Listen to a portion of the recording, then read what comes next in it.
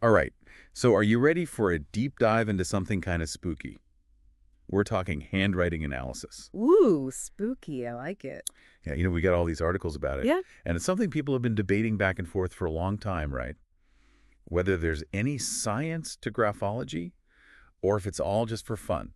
And what's really interesting is how all of these sources point to that kind of tension between our gut feeling that maybe, just maybe, handwriting could give us a little peek into someone's personality Huh? and the scientific evidence, which, let's just say, isn't quite as compelling. Right, a part of me is like, come on, that's like reading tea leaves. But then there's that other part of me that thinks about, like, Sherlock Holmes, glancing at a handwritten note and instantly knowing everything about the writer. Well, there's a certain power to fiction, right? Right. That's something one of these articles called How Graphology Fools People really gets into. It highlights how this whole field kind of plays on our natural tendency to be drawn to patterns and find meaning, even when there really isn't any. Okay, so unpack that a little bit. I mean, I think we all have that desire, right? Yeah. To believe that there are connections between our inner and our outer selves. Our handwriting, it feels like an extension of who we are, right? Exactly. And these articles really tap into that feeling. For example, you've got that whole idea that your handwriting is as unique as your fingerprint, which, okay, we all have our own style, but come on, does that automatically mean that all those little quirks are giving away our deepest secrets? Not so fast. So you're saying it's like saying just because our brains control both our handwriting and our personalities, there must be some kind of direct link. But there's so many factors, right? I mean, one of the articles, I think it was the one from Scientific American, about forensic handwriting analysis even. They were talking about spacing, the slant, how the letters connect, all those loops. I mean, it seems like a huge leap to go from that to this person is a meticulous planner but secretly craves adventure or something like that. A huge leap. It's a perfect example of what we call the Barnum effect, which a lot of these sources mention. You know that eerie feeling when you hear something super vague, like in a personality quiz or, yep, a handwriting analysis, and you think, wow, that's us, so me. But in reality, it could apply to almost anyone. Totally. It's like those horoscope things, just vague enough to sound believable. Like, you will be seeking deeper meaning this week. Exactly. And because it feels so personalized, we completely miss the fact that it doesn't actually have any real predictive power. Okay, so back to handwriting. We've got these kind of plausible sounding links, like cramped handwriting equals an uptight person, or loopy handwriting equals a dreamer, but does any of it actually hold up when we look at the science? Ah, that, my friend, is the million-dollar question. And the sources we're looking at today, they seem to have a pretty clear answer, and it is What's that?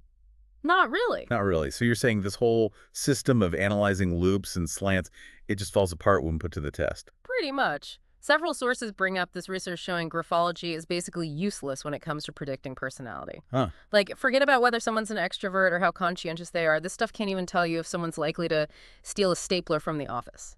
Okay, wow. That's got to be a blow to anyone who calls themselves a handwriting expert. So where does that leave us? Is there anything this stuff is good for, or is it all just a bit of fun? Well, it's not entirely without merit. Some of the sources pointed to one area where there seems to be a little bit of evidence, and that's in identifying gender. Really? Apparently, there are some, like, subtle differences in how men and women write on average. Interesting. So maybe there is some truth to those old stereotypes about, delicate, feminine script versus big, bold, masculine handwriting. Maybe, but even then, it's not foolproof. It's more about statistical trends, not about predicting what any one person is going to be like. And the sources are very clear on this. It is definitely not something you want to base important decisions on. Right, like who to hire. Or I don't even want to imagine a judge using graphology to decide on parole. Like someone's future hinging on whether their crins are crossed with enough, conviction? I completely agree. And the Wikipedia article actually talks about this, about some of the ethical and legal problems with using graphology for things like job applications.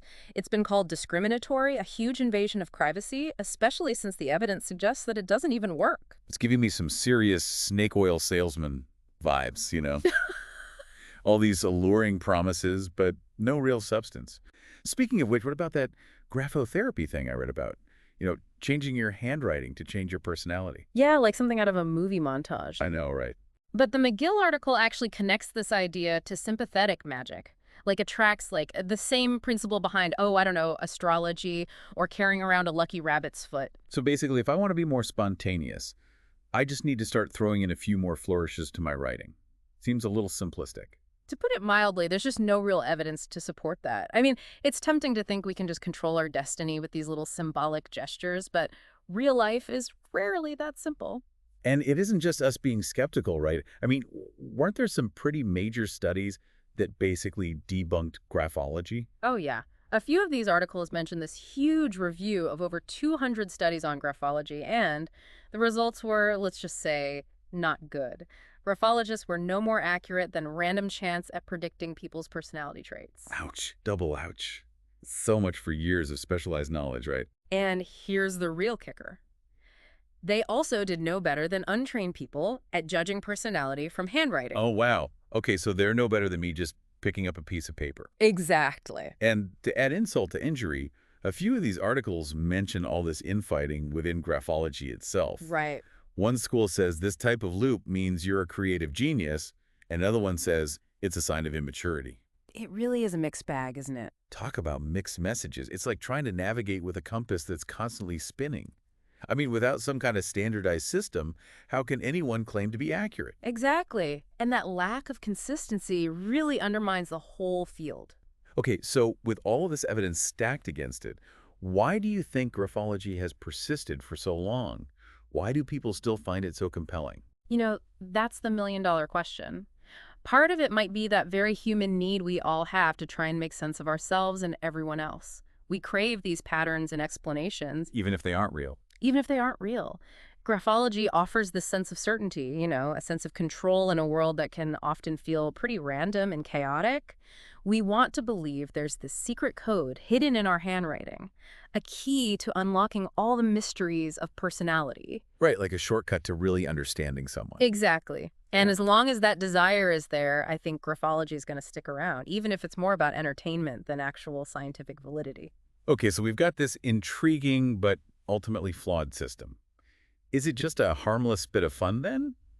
Or is there a darker side to putting so much faith in handwriting analysis? That is a great question, and it's one we're going to unpack in the final part of this deep dive. We'll be exploring the potential harm of relying on graphology for those really important decisions, and why sticking to methods that are actually backed by evidence might be the better way to go. Okay, so we've established that graphology doesn't really work when trying to plan your career or figure out if your new coworker is secretly a control freak. Right. But is it really all that bad? Wow. Besides maybe wasting a couple bucks on a questionable analysis, what's the harm? Well, that's where things get a little, I guess you could say a little more serious. The articles we've looked at, they bring up some real concerns about using graphology when it comes to bigger decisions. Like what? Well, put yourself in this situation. Okay. You're applying for your dream job rest. Right. You ace the interview. You've got a killer resume, but then you don't get the job. Oh, no. And you find out later that they used a graphology analysis, and apparently your handwriting shows a lack of follow-through or something like that. Oh, I see where you're going with this. Or even scarier, what if a judge used graphology in a parole hearing? Oh, God. Someone's future, their freedom, writing on whether their penmanship is trustworthy enough? Yeah, that's kind of terrifying, actually. It is a little unsettling, isn't it? It's giving me flashbacks to that time I tried to use a magic 8-ball for relationship advice. Oh, no. Spoiler alert, it did not end well. Probably not the best approach. No. And what these sources are saying is that using graphology for these kinds of life-altering decisions, it's not that different from shaking a magic 8-ball, Mhm. Even the CIA, with all their resources, they looked into graphology.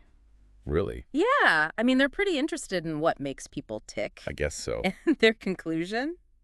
Don't tell me, stick to methods that actually have some evidence behind them. Exactly. That CIA report, it acknowledged that, yeah, the idea of graphology is kind of intriguing. Right. But when they looked at the actual evidence, nothing there.